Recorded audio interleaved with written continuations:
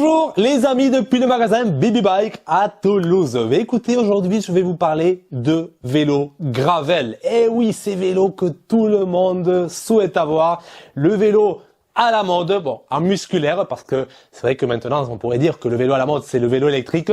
Mais sinon en musculaire, le gravel occupe une place très importante. C'est vraiment l'un des vélos qui attire en ce moment pas mal de monde, beaucoup de monde. C'est un peu la révolution, la nouveauté. Même si ça fait déjà quelques années que les premiers gravels ont commencé à apparaître sur le marché. Mais ça reste vraiment un vélo très recherché. Et c'est pour ça que j'essaie toujours d'en avoir, parce que il y a une très forte demande de ce type de vélo.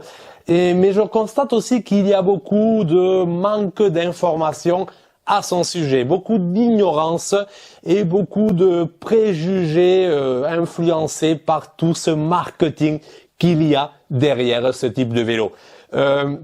Moi, avant de commencer cette vidéo, de rentrer dans les arguments et tout, je vais dire que tout ce que je vais dire, c'est un avis personnel, que je suis ouvert au dialogue, que je ne suis pas contre le gravel, mais je suis oui contre le manque d'informations, et je vais pas non plus rentrer dans tous les détails techniques du gravel. Je pense qu'il y a pas mal de vidéos sur d'autres chaînes très intéressantes, mais ici si vous connaissez la chaîne, vous savez que je vais essayer de voir un peu les coulisses du gravel, chercher aussi des alternatives, et vous allez voir qu'il y a pas mal de choses à dire à ce sujet.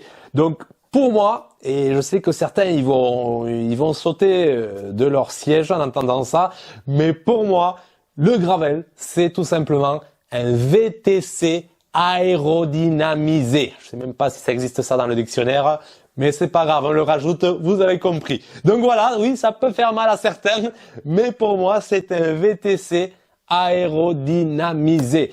Donc parce que finalement, l'objectif principal du gravel, celui qu'ils nous ont vendu, en tout cas au début, parce que ça a évolué un petit peu, mais au début, le but c'était que les personnes qui faisaient du vélo de course, qui ne pouvaient pas s'aventurer dans les sentiers, et le but c'était de leur offrir ce genre de vélo, un vélo un peu plus polyvalent, qui leur permette justement d'aller sur les sentiers.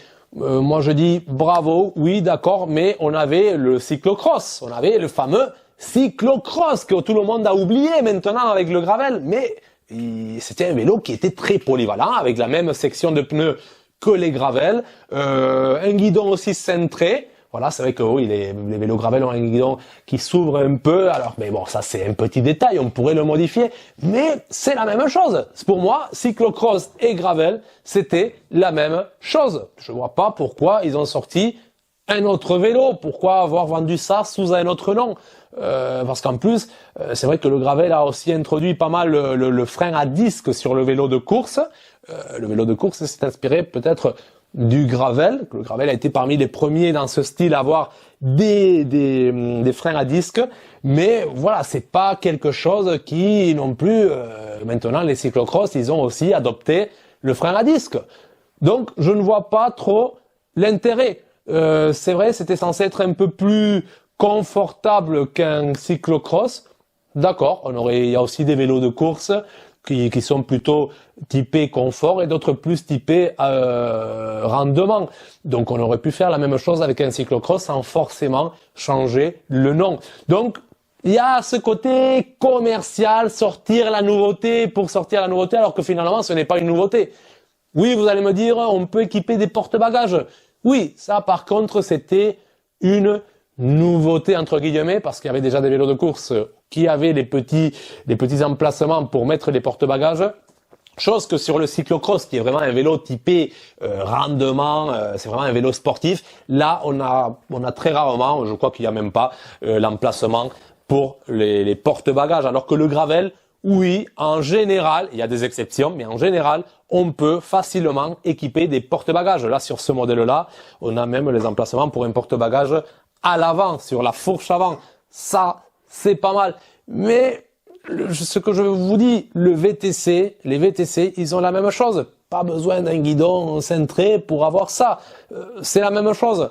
Certains vont me dire oui, mais esthétiquement le gravel est plus sympa. Je suis d'accord. C'est pour moi la seule chose qui est vraiment voilà intéressante, qui apporte un peu la nouveauté, le côté esthétique. C'est vrai que un gravel c'est plus attirant qu'un VTC. Bon après ça va dépendre de chacun. Moi personnellement oui, je trouve plus sympa la géométrie du gravel que celle d'un VTC. Mais quand on regarde la différence de prix, et ça il faut le savoir parce que ça on vous le dit pas, quand on regarde la différence de prix entre un VTC et un gravel, à gamme équivalente, le gravel est beaucoup plus cher. Et quand je dis beaucoup, c'est pas mal. Il y a une grosse différence. Est-ce que c'est justifié? Oui et non. Je vais pas vous cacher, il y a l'effet offre et demande, mais ça c'est partout, donc c'est pas forcément le gravel qui est en cause. Bon, après il y a le système de passage de vitesse, ce système typé course, comme sur les vélos de course, c'est sûr qu'il est c'est plus cher qu'un système classique à gâchette de VTC. Donc ce système déjà fait une différence de prix. On pourrait dire le frein à disque, mais bon maintenant les VTC ils sont aussi équipés de freins à disque. Donc cette différence de prix, à part ici, moi je la justifie pas, je vois pas. Et donc il y a une grande partie d'effet de mode que vous êtes en train de payer pour le gravel. Donc à gamme équivalente, pour la même utilisation, parce que c'est la même utilisation, vous avez les VTC. Après vous avez des VTC plus sportifs que d'autres, il y a des VTC très aérodynamiques, c'est juste le guidon qui change.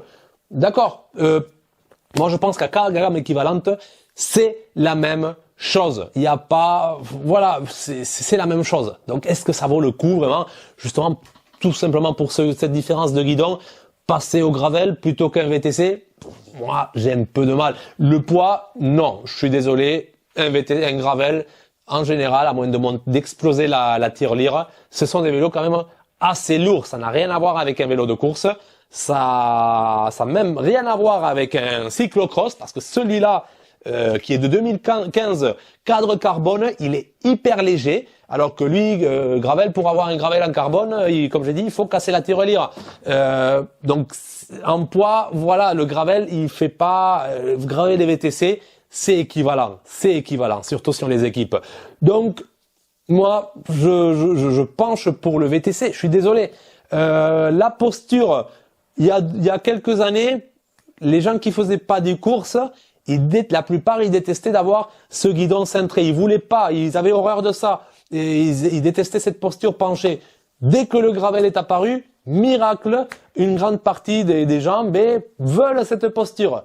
Veulent, entre guillemets, parce que, comme j'ai le magasin, je l'ai remarqué. J'ai eu des clients qui ont acheté des vélos gravel et qui sont revenus 2 ou 3 jours plus tard parce qu'ils se sont rendus compte que la posture ne leur convenait pas.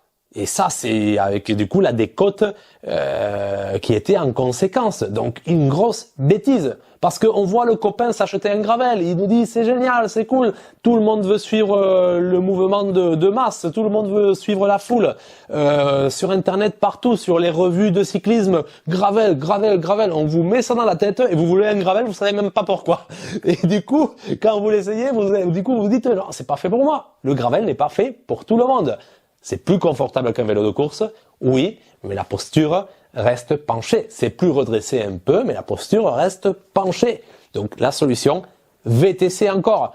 Je suis pas en train d'essayer de vous dire non, ne prenez pas un gravel, prenez le VTC. Non, c'est juste, je vous montre, je vous fais réfléchir. Juste, je vous montre les alternatives. Parce que un gravel, c'est un certain budget. Et maintenant, il y a eu toute une gamme de gravel petit prix, entre guillemets, qui sont apparus dans le marché, justement, parce que la demande était tellement forte qu'ils ont aussi essayé à baisser les prix. Et nous avons des gravels entrée de gamme qui commencent dans les 600 euros.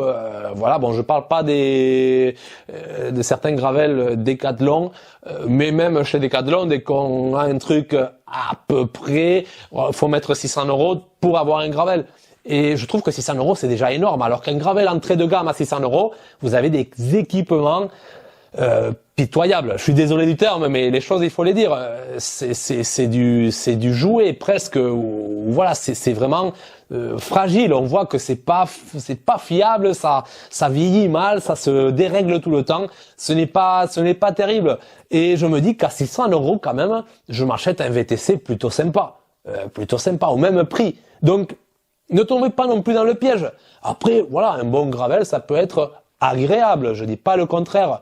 Mais une autre chose que je trouve à dire sur le gravel, c'est que si vous voulez un vélo polyvalent pour tout faire, vous aimez un peu la route, mais voilà, vous n'allez pas vous acheter un vélo de course et un VTC, où il faut faire un choix. Mais du coup, le gravel, ça peut être une solution. C'est un vélo polyvalent, vous pouvez mettre des porte-bagages, vous pouvez faire des voyages aussi, vous pouvez avoir un peu ce côté route, mais c'est sûr qu'avec cette section de pneus, vous n'allez pas battre des records de vitesse, vous n'allez pas avoir cette sensation de rigidité, voilà, que vous avez sur un vélo de course.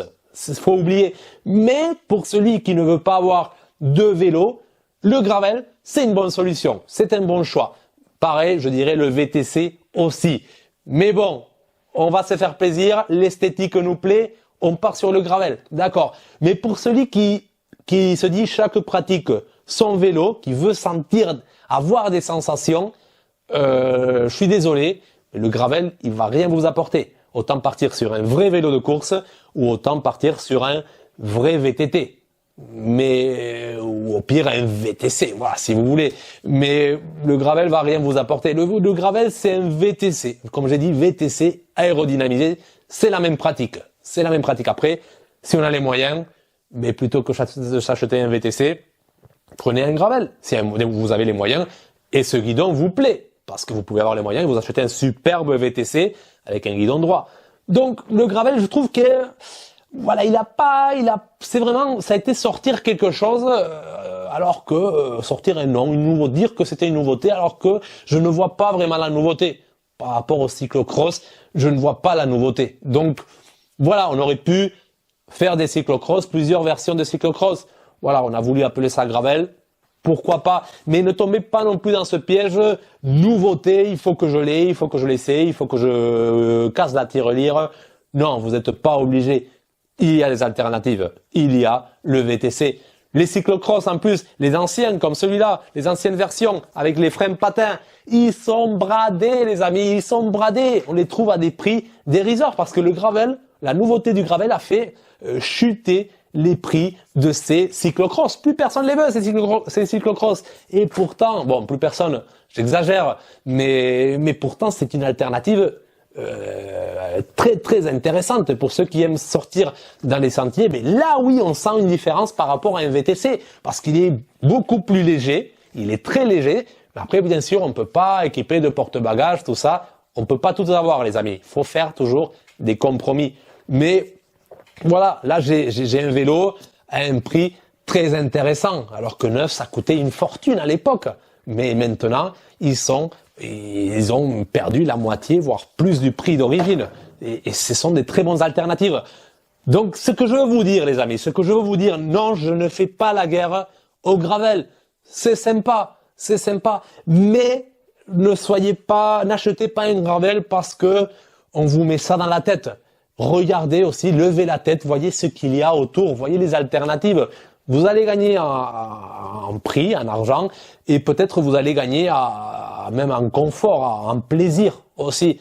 Donc, gravel, très bien, si on veut, pourquoi pas, mais tombez pas dans le piège. Surtout que maintenant, on commence à nous sortir des groupes spécifiques, parce que les premiers gravel étaient équipés d'un groupe comme pour les vélos de course, c'était le même groupe, mais maintenant on sort des groupes spécifiques au gravel. Donc encore plus de diversité, encore plus de moyens de justification pour vous faire payer plus cher. Voilà, il faut un groupe spécial, il faut payer la recherche pour ce groupe, donc on vend plus cher. Tombez pas dans ce piège. Si vous avez les moyens, si vous êtes un passionné de vélo, vous aimez voir les nouveautés, d'accord. Mais je dirais, je balance un chiffre sans aucun repère, mais je dirais 95% des utilisateurs de vélo, ils ont pas besoin de ça. Ils ont pas besoin d'avoir. Après voilà, vous voulez vous faire plaisir, faites-vous plaisir. Achetez un gravel, c'est polyvalent, oui, mais faites attention, il pourrait y avoir une autre alternative. Voilà les amis, surtout que je trouve que les cyclocross, en ce moment, ils sont oubliés. Ils sont oubliés. C'est un vélo, c'est une pépite qui est là, qui est oubliée, qui est bradée, et à personne ne s'intéresse. Alors non, dommage, parce que vous pouvez payer beaucoup moins cher. Les VTC aussi. Les VTC, ça reste toujours des vélos recherchés, bien sûr, mais ils sont là, beaucoup moins chers, gamme équivalente, beaucoup moins cher. Sachez-le, sachez-le. C'est le but de cette vidéo. Ce n'est pas critiquer le gravel, ce n'est pas dire c'est mieux, c'est pire. C'est juste sachez qu'il y a des alternatives et que justement, par cette flambée des prix de ce vélo, bien il y en a d'autres où les prix chutent, qui sont éclipsés par lui. Donc, profitez-en, soyez malins, regardez un peu ce qui se passe autour. Voilà, parce que c'est pas là où, la bonne affaire n'est pas là où tout le monde a les yeux rivés dessus. La bonne affaire est là où personne ne regarde. Donc, c'est peut-être ça, là où il faut creuser. Voilà les amis, j'espère que vous avez aimé cette vidéo. Laissez-moi des commentaires, dites-moi ce que vous pensez. Et voilà, je serai ravi de vous retrouver dans une prochaine vidéo. Allez, ciao!